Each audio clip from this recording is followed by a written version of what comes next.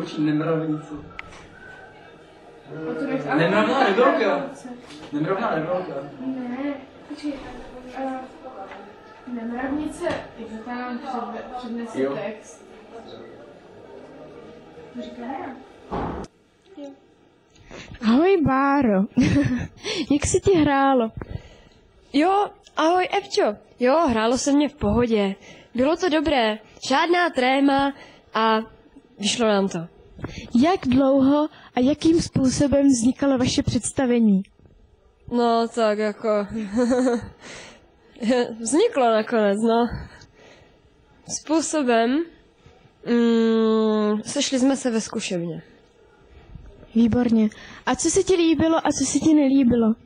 A na čem? Na naší akademii. Samozřejmě, že se mi líbilo vše.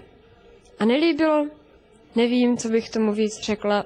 Nelíbilo se mně, nic se mně nelíbilo. Takže se ti všechno líbilo. Ano, výborně, děkuji za rozhovor.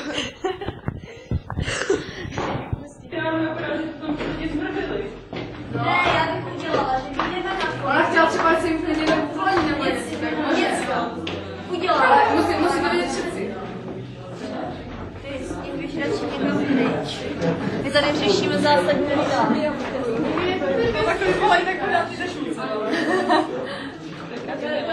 Komár. Ahoj.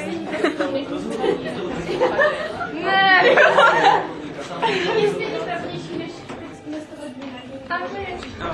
Jako řekni nám, co ti letos nejvíc líbilo. Mně se letos nejvíc líbila samozřejmě Eva, protože jsem z ní i v jedné šatně, tak se tady spolu převlékáme a tak. A z ostatních čísel na akademii se mi docela líbil Veselý tapír, který se pokusil nějaký vtip. Moment. Odyssea byla docela dobrá. A jo, letos to docela šlo.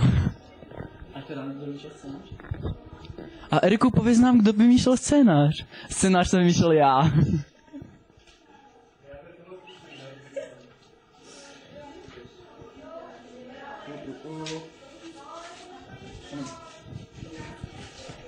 Měli jste to zase problémy se zvukařem? Jo, měli jsme problémy se zvukařem a rozhodně nejenom my, především kapely, které hodně trpí všechny tím, že pan zvukař tam sedí a kašle na to, že nezvučí tak, jak by měl.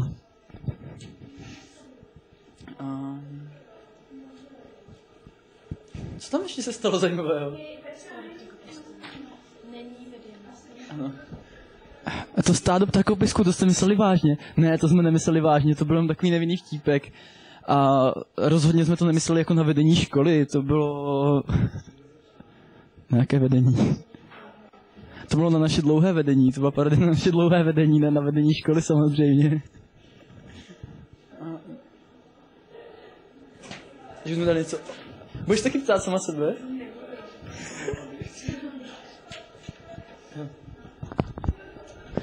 Nemyslíš si, že by vaše vystoupení na akademii mohlo někoho urazit? Ano, myslím, že mohlo.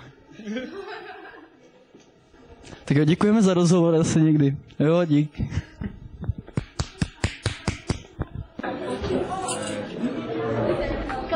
Takový dokumentární.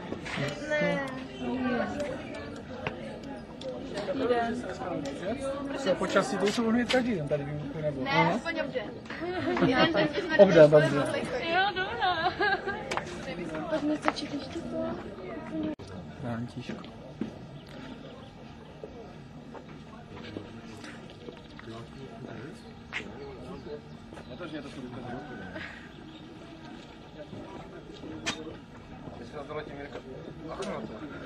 Málo plastáš. Tak počká stadu. Není co? My všechno vypili. No co dones? My nemůžeme, my máme scénku. Skoro se vrátí jak prasa, co? No co jo. No vy jste málo. Ale vy taky.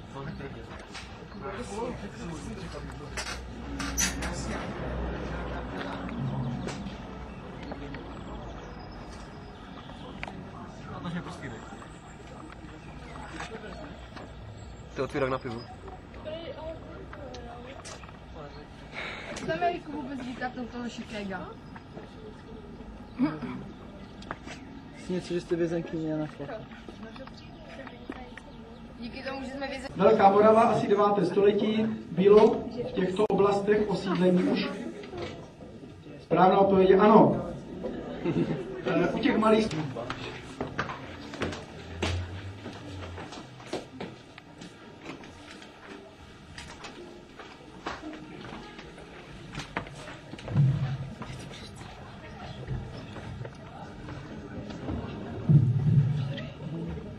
Tak bylo založeno hlediště uherské. Panovník darem řadí výsled dál.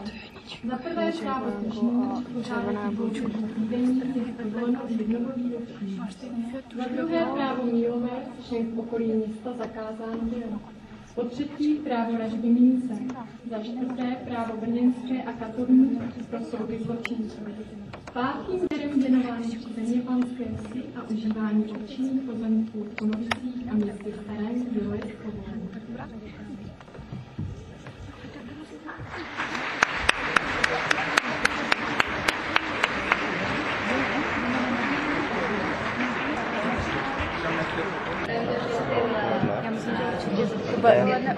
Holky tam budou se tím prodávat.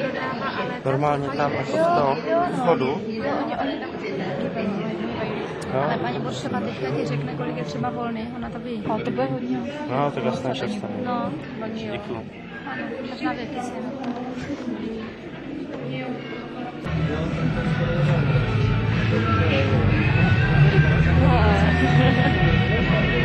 Říkám, že to ještě Kdyby tam hrála, tak jsem vyber pro děvečko na Novánku.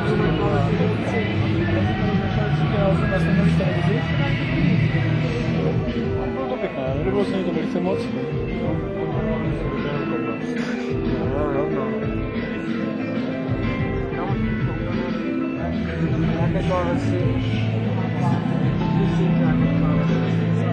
Já už si zpovídal, jsem mnou už nemocníš.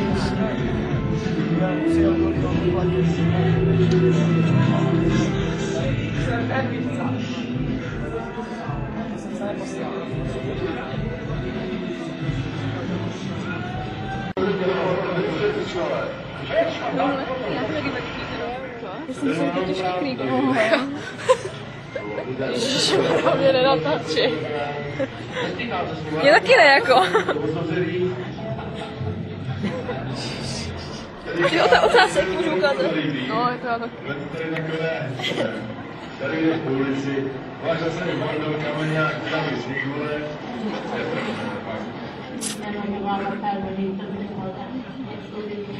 Myslím, že to je jako velký potenciál, ale s tím je to fakt nedůležité.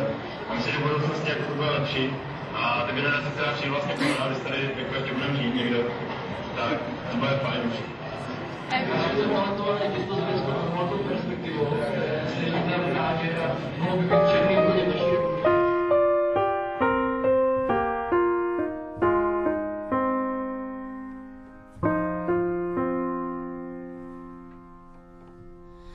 Sketch of your face as I still